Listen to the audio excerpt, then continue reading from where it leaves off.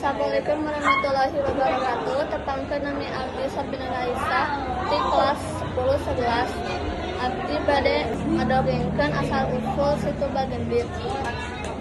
Da heula hiji awewe beunghar ngaranna Nyai Bagendit di hiji kampung di Jawa Barat.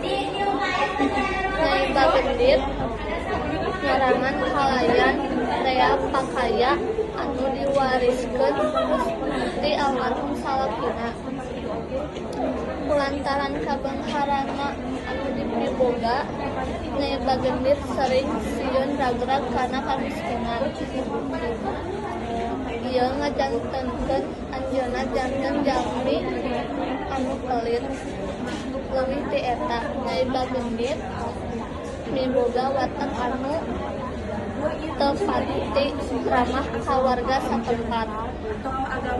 Nyai Bagendit bakal gembira ngabantuan warga anu keur kasusahan asal aya suku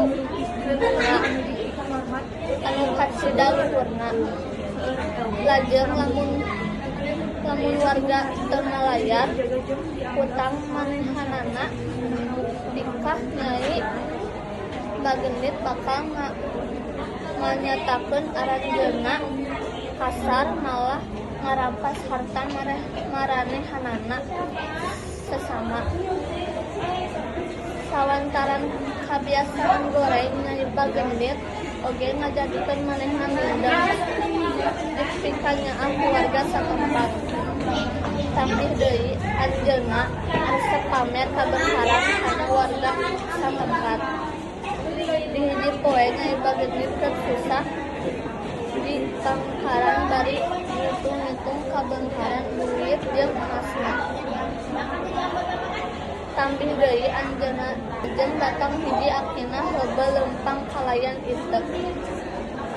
Si akina saurang musafir anu mentat cari jeung saeutik ka Nyai Bagendit.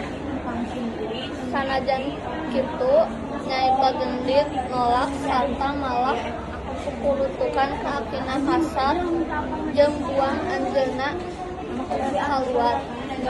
Wassalamualaikum warahmatullahi wabarakatuh.